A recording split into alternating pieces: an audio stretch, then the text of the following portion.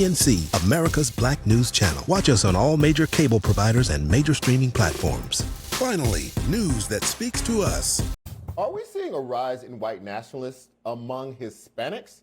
A new report in Axios cites two prominent figures who have been in the headlines lately who could be helping to expand white nationalism among Hispanics and Latinos. Nick Fuentes, who identifies as a white supremacist despite having a father who is half Mexican-American, organizes the right-wing conference CPAC and also attended the Unite the Right rally in 2017. And the former leader of the Proud Boys, Cuban-American Enrique Tarrio, who was just arrested and charged last week with conspiracy for his alleged role in the January 6th attack. Other lesser-known examples are Alex Michael Ramos, a Puerto Rican resident of Georgia, who was also sentenced to 6 years in prison for beating a black man in Charlottesville after the Unite the Right rally in 2017.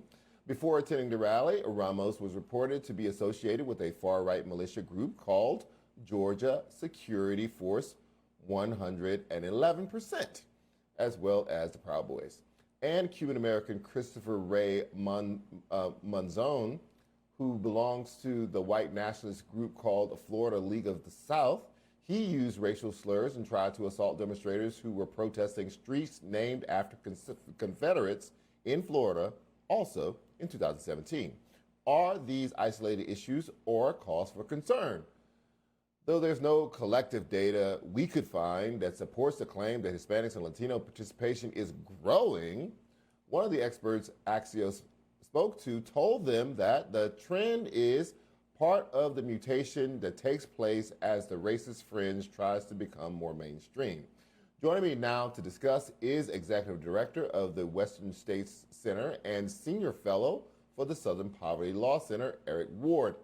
So Eric, first, the central question about this Axios article is, how big of an issue is white nationalism among Hispanics, and is that white nationalism growing in that group, in that population?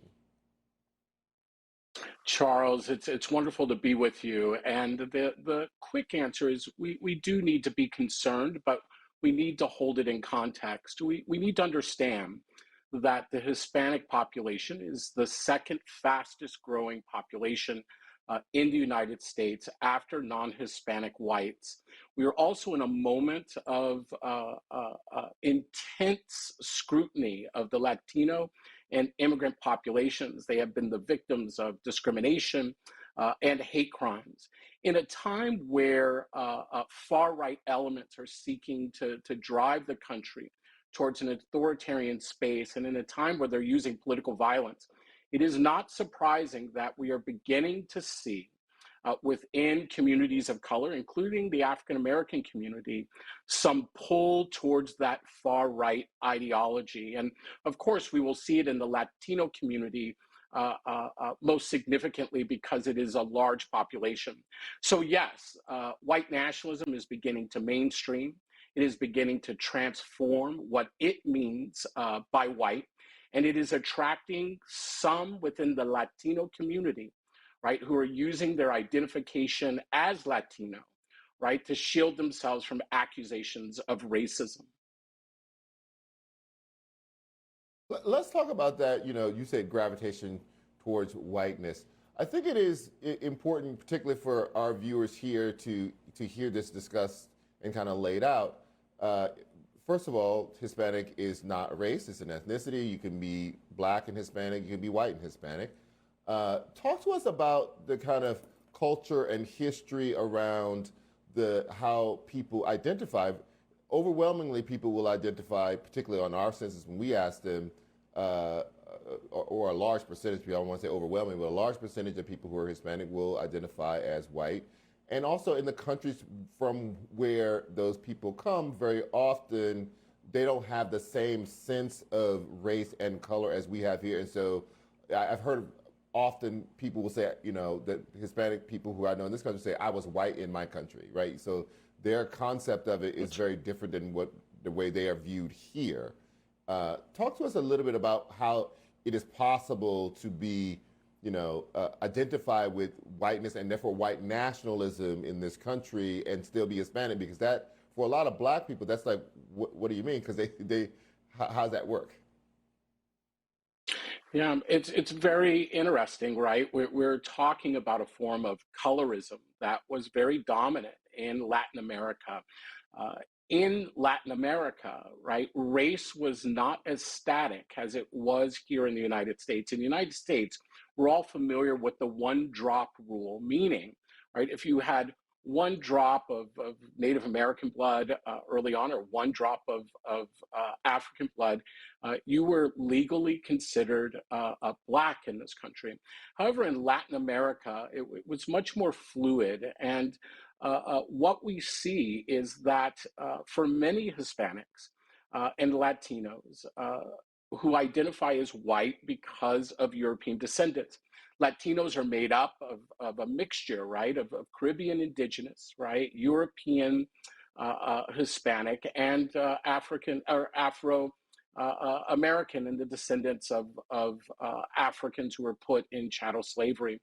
Here in the United States, for instance, 5% of Latinos, according to Pew, identify as Afro Latino, but it is true that the majority of Latinos identify as white. That has to do with the set of privileges that were afforded Latinos who were able to identify as white in Latin America. And that tradition, of course, passes here to the United States. I would say that readers should understand this, that our listeners should understand this. Uh, in the United States, race is set up in a binary of whiteness on one end and blackness on the other. And our immigration history, right, has been grounded in immigrants trying to distance themselves from blackness so that they are not afforded the same treatment that African Americans and indigenous populations must live with each and every day. But this is a little bit different in this moment. This is not an attempt to pass through society as non-black. This is actual targeting of the Latino community to organize it, right, to carve out a constituency within that movement, but also to wedge the Latino community against Black and Asian communities who are facing increased hate crimes. But the third, right, is to provide a veneer, right, of denial that this alt-right Proud Boy militia, white nationalist formation is not racist. And it's simply not true. These groups, and including those individuals, espouse deeply disturbing racist rhetoric in their writings and in their speeches. And that's very well documented. The Latino community should not be confused. There is no safety within white nationalism. Safety comes from a multiracial democracy that moves us all forward together.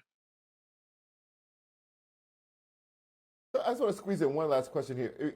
How do you think people square it when, white nationalism targets immigrants and Hispanics and people like the people we've just described who are themselves descendants of people from Latin America, but they identify with white nationalism? How do you think they can square that?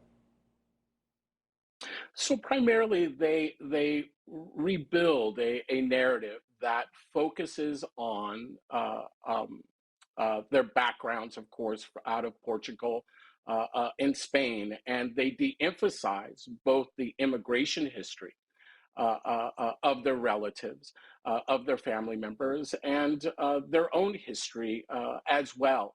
I think it's important also to recognize, though, that there were Latinos who have always been part of the United States, right? Mexicans and the Chicano community specifically, and also Latinos out of the Caribbean. But the end of the day is simply this, that we are seeing a rewriting of history that isn't factual. But we see that a lot with the far right Right. in this country. We can't buy into it. Eric Ward, thank you. This is very illuminating. I really appreciate your time tonight.